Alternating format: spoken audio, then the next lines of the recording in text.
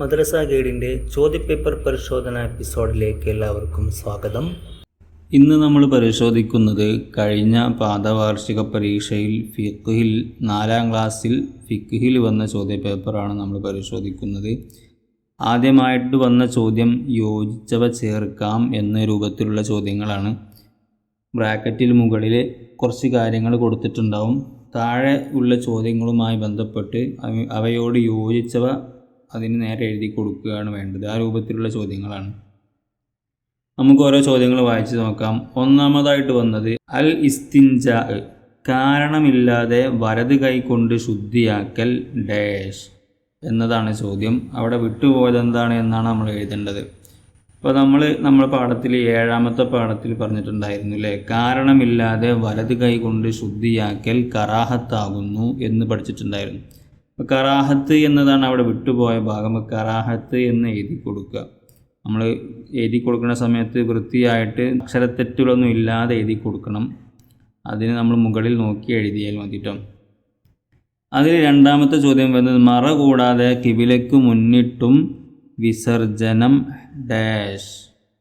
അപ്പം നമ്മളെ പാഠത്തിൽ പറഞ്ഞിട്ടുണ്ടായിരുന്നു. അവിടെ വിട്ടുപോയത് എന്താണ് എന്നാണ് ചോദ്യം. നമ്മുടെ 6ാമത്തെ പാഠത്തിൽ ആദാബുൽ ഖലാ എന്ന പഠന പാഠത്തിൽ നമ്മൾ പഠിച്ചതാണ്. മറ കൂടാതെ കിബിലയ്ക്ക് മുന്നിട്ടും പിന്നിട്ടും വിസർജനം ഹറാമാണ് എന്ന് പഠിച്ചിട്ടുണ്ട് അല്ലേ. ഇപ്പോൾ ഹറാമാണ് എന്നതാണ് അവിടെ വിട്ടുപോയത്. ഹറാമാണ് എന്ന് കൃത്യമായിട്ട് എഴുതി കൊടുത്താൽ മതി. 3ാമത്തെ ചോദ്യം സ്വയം സുറുക്കയാവൽ കൊണ്ട് ശുദ്ധിയാകും എന്താണ്, എന്തിനെക്കുറിച്ചാണ് അങ്ങനെ പറഞ്ഞത്? നമ്മൾ 5ാമത്തെ പാഠം തത്വഹീറുൻ നജാസ്തി എന്ന പാഠത്തിൽ പറഞ്ഞിട്ടുണ്ടായിരുന്നു. ലഹരി ദ്രാവകങ്ങൾ സ്വയം സുർക്കയാവൽ കൊണ്ട് ശുദ്ധിയാവുമെന്ന് പഠിച്ചിട്ടുണ്ടായിരുന്നു അല്ലേ. അപ്പോൾ ലഹരി ദ്രാവകങ്ങൾ എന്നാണ് നമ്മൾ വിട്ടുപോയത്. അവർക്ക് മുകളിൽ ബ്രാക്കറ്റിലുണ്ട് കേട്ടോ, അവിടെ നോക്കി ഓർത്തെടുത്ത് എഴുതിയാൽ മതി. ഇനി 4ാമത്തെ ചോദ്യം വലിയ അശുദ്ധി ഉണ്ടായാൽ ഡാഷ്. നമ്മൾ 4ാമത്തെ പാഠത്തിലുള്ള ചോദ്യമാണ്. വലിയ അശുദ്ധി ഉണ്ടായാൽ കുളിക്കണം എന്ന് ആദ്യം തന്നെ ഉണ്ടായിരുന്നില്ലേ, ആ പാഠത്തിൻ്റെ ആദ്യം തന്നെ ഉണ്ടായിരുന്നത് അതാണ്. വലിയ അശുദ്ധി ഉണ്ടായാൽ കുളിക്കണം. അതിലടുത്ത ചോദ്യം സുമാർ 9 വയസ്സ് മുതൽ ഉണ്ടാകാവുന്നതാണ് ഡാഷ്. അൽ ഉസ്ലി എന്ന പാഠത്തിൽ പറഞ്ഞതാണ് ഹൈദിനെ കുറിച്ചാണ് അങ്ങനെ പറഞ്ഞത് അല്ലേ. ഗർഭപാത്രത്തിൻ്റെ അങ്ങേയറ്റത്ത് നിന്ന് ചില പ്രത്യേക സമയങ്ങളിൽ പുറപ്പെടുന്ന രക്തമാണ് ഹൈദ് അല്ലേ. അത് നമ്മൾ മനസ്സിലാക്കി വെക്കാം കേട്ടോ. അവിടെ പറഞ്ഞതാണ് സുമാർ 9 വയസ്സ് മുതൽ അതുണ്ടാകാവുന്നതാണ്. പിന്നെ അതിൻ്റെ ചുരുങ്ങിയ സമയം, അധികരിച്ച സമയം, സാധാരണ ഉണ്ടാകുന്ന സമയം, അങ്ങനെയൊക്കെ പറയുന്നുണ്ട്. ആ കാര്യങ്ങളൊക്കെ നമ്മൾ പഠിച്ചു വെക്കുക. അതുപോലെ പ്രസവത്തിനെ കുറിച്ച് പറയുന്നുണ്ട്. ആ കാര്യങ്ങളൊക്കെ നമ്മൾ കൂട്ടത്തിൽ മനസ്സിലാക്കി വെക്കേണ്ടതാണ്. അതിൽ 6ാമത്തെ ചോദ്യം വുളൂഇൻ്റെ നിയ്യത്ത് മൊഴിയൽ. നിയ്യത്ത് എന്ന് പറഞ്ഞാൽ അത് മനസ്സിൽ കരുതലാണ് നിർബന്ധമായ കാര്യം. മൊഴിയൽ എന്താണ് എന്നുള്ളത് ആണ് ചോദ്യം. നമ്മുടെ 3ാമത്തെ പാഠത്തിലുണ്ടായിരുന്നു വുളൂഇൻ്റെ നിയ്യത്ത് മൊഴിയൽ സുന്നത്താണ് എന്നുണ്ടല്ലേ. അപ്പം നിയ്യത്ത് വെക്കൽ, നിയ്യത്ത് എന്ന് പറഞ്ഞാൽ എപ്പോഴും നമ്മൾ മനസ്സിലാക്കേണ്ടത് മനസ്സിൽ കരുതലാണ് നിയ്യത്ത് എന്ന് പറഞ്ഞാൽ നിർബന്ധമായ രൂപം. അത് നാവ് കൊണ്ട് പറയൽ സുന്നത്താണ് കേട്ടോ. ഇനി അതിൽ 7ാമത്തെ ചോദ്യം ചെറിയ അശുദ്ധിയിൽ നിന്ന് ശുദ്ധിയാവാൻ ഡാഷ്. എന്താണ് വേണ്ടത്? ചെറിയ അശുദ്ധിയിൽ നിന്ന് ശുദ്ധിയാവാൻ എന്താണ് വേണ്ടത്? വുളു എടുക്കുകയാണ് വേണ്ടത് അല്ലേ. നമ്മുടെ 2ാമത്തെ പാഠത്തിൽ പറഞ്ഞ കാര്യമാണ്. ഷുറൂത്തു സ്വലാത്തി എന്ന പാഠത്തിൽ പറയുന്നുണ്ട് ചെറിയ അശുദ്ധിയിൽ നിന്ന് ശുദ്ധിയാവാൻ എന്ത് ചെയ്യണം? വുളു ചെയ്യണം എന്ന് പറഞ്ഞിട്ടുണ്ട് കേട്ടോ. അപ്പോൾ ആ രൂപത്തിലുള്ള ചോദ്യങ്ങൾ 6-7 എണ്ണാണുള്ളത്. അപ്പോൾ ഇത്രയും ചോദ്യങ്ങളാണ് യോജിച്ചവ ചേർക്കാനുണ്ടായിരുന്ന ചോദ്യങ്ങൾ. ഇനി അടുത്ത ചോദ്യം വരുന്നത് 2 വീതം എഴുതാം എന്ന രൂപത്തിലുള്ള ചോദ്യമാണ്. താഴെ ചോദിച്ച കാര്യങ്ങളിൽ 2 വീതം കാര്യങ്ങൾ നമ്മൾ എഴുതി കൊടുക്കണം. 1ാമത്തെ ചോദ്യം വരുന്നത് പ്രായപൂർത്തിയുടെ അടയാളങ്ങളാണ്. പ്രായപൂർത്തിയാവുന്നതിനുള്ള അടയാളങ്ങൾ നമ്മൾ 1ാമത്തെ പാഠത്തിൽ പഠിച്ചതായിരുന്നു അല്ലേ. എന്തൊക്കെയായിരുന്നു? 15 വയസ്സ് പൂർത്തിയാവുക, മനി പുറപ്പെടുക, ഹൈദ് ഉണ്ടാവുക, ഇങ്ങനെ കുറേ കാര്യങ്ങൾ പറഞ്ഞിട്ടുണ്ടായിരുന്നു അല്ലേ. അപ്പോൾ അതിൽ 2 കാര്യങ്ങളാണ് നമ്മളിവിടെ എഴുതി കൊടുക്കേണ്ടത്. അതിൽ 2ാമത്തെ ചോദ്യം വുളൂഇൻ്റെ ഷർത്തുകൾ ഏതൊക്കെയാണ് എന്നുള്ളതാണ്. അതിൽ നിന്ന് 2 കാര്യങ്ങൾ ഏതെങ്കിലും എഴുതി കൊടുക്കുക. അത് നമ്മളെ 2ാമത്തെ പാഠത്തിൽ പറഞ്ഞ കാര്യമാണ്. 1 വെള്ളം തൊഹൂറായിരിക്കുക, 2 കഴുകപ്പെടുന്ന അവയവങ്ങളിൽ വെള്ളം ഒലിപ്പിക്കുക, 3 വെള്ളത്തെ പകർച്ചയാക്കുന്ന ഒരു വസ്തുവും അവയവത്തിലില്ലാതിരിക്കുക, 4 വെള്ളം ചേരുന്നതിനെ തടയുന്ന ഒന്നും അവയവങ്ങളിൽ ഇല്ലാതിരിക്കുക. 5 നിത്യ അശുദ്ധിയുള്ളവർക്ക് സമയം ആകുക. അല്ലേ? ഇത്ര 5 കാര്യങ്ങളാണ് പറഞ്ഞത്. അതിൽ നിന്ന് 2 കാര്യങ്ങളാണ് നമ്മൾ എഴുതി കൊടുക്കേണ്ടത്. എല്ലാം ഒന്ന് ഓർത്തെടുക്കാൻ വേണ്ടിയാണ് നമ്മൾ മുഴുവൻ പറയുന്നത് കേട്ടോ. ഇൻഷാ അല്ലാഹ് അടുത്തത് 3ാമത്തെ ചോദ്യം, വിസർജനാവസരം കറാഹത്തായ കാര്യങ്ങൾ. നമ്മൾ വിസർജന സമയത്ത് നമുക്ക് ചെയ്യൽ കറാഹത്തായ ചില കാര്യങ്ങളെക്കുറിച്ച് നമ്മൾ 6ാമത്തെ പാഠത്തിൽ പറയുന്നുണ്ടായിരുന്നു. വിസർജനത്തെക്കുറിച്ച് വേറെയും ഒരുപാട് കാര്യങ്ങൾ ആ പാഠത്തിൽ പറയുന്നുണ്ട്. അതൊക്കെ നമ്മൾ ശ്രദ്ധിച്ച് വെക്കണം. എന്നാൽ ഇവിടെ ചോദിച്ച ചോദ്യം ആ സമയത്ത് കറാഹത്തായ കാര്യങ്ങളാണ്. വിസർജനാവസരം സംസാരിക്കുക, മൂത്രത്തിൽ തുപ്പുക, തല മറക്കാതിരിക്കുക, ചെരുപ്പ് ധരിക്കാതിരിക്കുക, മറ കൂടാതെ വിസർജനം നടത്തുക. ഇത്തരം കാര്യങ്ങളൊക്കെ വിസർജന അവസരത്തിലുള്ള കറാഹത്തുകളാണ്. അത് നമ്മൾ പ്രത്യേകം മനസ്സിലാക്കി വെക്കുക. ഇനി അടുത്ത ചോദ്യം വരുന്നത്, വിസർജന സ്ഥലത്ത് കടക്കാൻ ഉദ്ദേശിച്ചാൽ സുന്നത്തായ കാര്യങ്ങൾ എന്തൊക്കെയാണെന്ന് ചോദിച്ചത്. വിസർജന സ്ഥലത്ത് പ്രവേശിക്കാൻ ഉദ്ദേശിക്കുമ്പോട്ടോ, അപ്പോൾ തല മറക്കുക, ചെരുപ്പ് ധരിക്കുക, ഖുർആനോ മറ്റു ബഹുമാനിക്കപ്പെടുന്നവയോ ശരീരത്തിലുണ്ടെങ്കിൽ മാറ്റിവെക്കുക, ബിസ്മില്ലാഹി അല്ലാഹുമ്മ ഇന്നി അഊദു ബിക മിനൽ ഖുബ്സി വൽ ഖബായിസി എന്ന് ചൊല്ലി ഇടതുകാൽ മുന്തിച്ച് കിടക്കുക. ഇത്രയും കാര്യങ്ങളൊക്കെ വിസർജനത്തിന് പ്രവേശിക്കുന്ന സമയത്തുള്ള സുന്നത്തുകളാണ്. അപ്പോൾ ആ ദിക്ർ നമ്മൾ നിർബന്ധമായിട്ട് കാണാതെ പഠിക്കണം. അത് ഈ രൂപത്തിൽ സുന്നത്തുകളെന്ന് എന്ന നിലയിൽ ചോദിച്ചാലും അതുപോലെ ആ ദിക്ർ മാത്രം പൂരിപ്പിക്കാനോ അല്ലെങ്കിൽ ആ ദിക്ർ മാത്രം ചോദിച്ചാലൊക്കെ നമുക്ക് എഴുതേണ്ടി വരും. അതുകൊണ്ട് ആ ദിക്ർ നമ്മൾ എന്തായാലും കാണാതെ പഠിക്കേണ്ടത് ഒരു കാര്യമാണ്. അതൊക്കെ നമ്മൾ 6ാമത്തെ പാഠത്തിലാണ് പറയുന്നത് കേട്ടോ.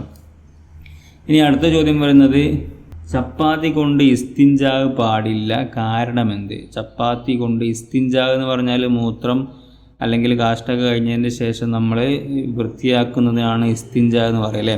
അപ്പോൾ അത് ചപ്പാത്തി കൊണ്ട് പാടില്ല എന്ന് പറയാൻ കാരണം എന്താ?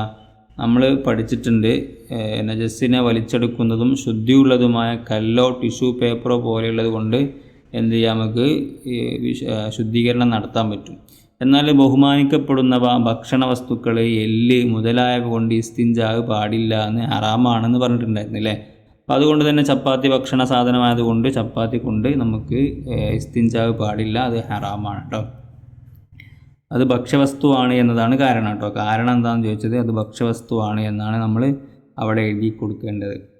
ഇനി അതിൽ 2ാമത്തെ ചോദ്യം, ഇസ്തിൻജാവ് വാജിബാണ് ഏത് സന്ദർഭത്തിൽ? ഏത് സന്ദർഭത്തിലാണ്? മലമൂത്ര ദ്വാരങ്ങളിൽ കൂടി നനവുള്ള നജസായ ഏത് വസ്തു പുറപ്പെട്ടു വന്നാലും ഇസ്തിൻജാവ് വാജിബാണ് അല്ലേ. അപ്പോൾ നനവുള്ള സമയത്താണ് അങ്ങനെ വാജിബാവുന്നത്, നനവില്ലെങ്കിൽ സുന്നത്താണ് എന്ന് പാഠത്തിൽ പറയുന്നുണ്ട് അല്ലേ. അപ്പോൾ പാഠങ്ങൾ പഠിക്കുന്ന സമയത്ത് നമ്മൾ കറക്റ്റായിട്ട് കാര്യങ്ങളൊക്കെ മനസ്സിലാക്കി വെക്കണുണ്ടോ. അതിൽ 3ാമത്തെ ചോദ്യം, വെള്ളം 2 കുല്ലത്തിൽ കുറവായാൽ നജസായ വസ്തു കഴുകണം എങ്ങനെ? നമ്മളെ 5ാമത്തെ പാഠത്തിൽ നജസ്സുകളെക്കുറിച്ച് പറയുന്നൊരു പാഠം ഉണ്ടായിരുന്നു അല്ലേ. തത്ഹീറു നജാസത്ത്, നജസ്സുകളെ ശുദ്ധീകരിക്കുന്നതിനെ കുറിച്ച് പറയുന്നുണ്ട്. അതിലൊരുപാട് പലതരത്തിലുള്ള നജസ്സുകളെ പറ്റി പറയുന്നുണ്ട് അല്ലേ. നായ പന്നി നജസ്സാവുന്നത്, അതുപോലെ മറ്റു സാധാരണ നജസ്സുകളെക്കുറിച്ചൊക്കെ പറയുന്നുണ്ട്. അപ്പോൾ അവിടെ പറഞ്ഞിട്ടുണ്ടായിരുന്നു, വെള്ളം 2 കുല്ലത്തിൽ കുറവായാൽ എങ്ങനെയാണ് നമ്മൾ ശുദ്ധീകരിക്കേണ്ടതെന്ന് പറയുന്നുണ്ട്. എങ്ങനെയായിരുന്നു? 2 കുല്ലത്തിൽ കുറവാണെങ്കിൽ അതിൽ ഇട്ട് കഴുകരുത്, വെള്ളം അതിന്മേൽ ഒഴിച്ചു കഴുകണം എന്നാണ് പറഞ്ഞത് അല്ലേ. നമ്മുടെ ഡ്രസ്സിലൊക്കെ വെള്ളം അങ്ങനെ നജസ്സായിട്ടുണ്ടെങ്കിൽ നമ്മൾ ഡ്രസ്സ് ഒരിക്കലും നമ്മൾ പാത്രത്തിൽ ഇട്ട് കഴുകല്ല വേണ്ടത്. നമ്മൾ അതെന്ത് ചെയ്യണം, ആ പാത്രത്തിൽ നിന്ന് കോരി നമ്മൾ ഡ്രസ്സിലേക്ക് ഒഴിക്കുകയാണ് വേണ്ടത്. ആ രൂപത്തിലാവുമ്പോഴാണ് അത് വൃത്തിയാവുക. അല്ലെങ്കിൽ ആ പാത്രത്തിലുള്ള വെള്ളം കൂടി നജസ്സാവുമെന്നാണ് നമ്മൾ പഠിച്ചല്ലേ.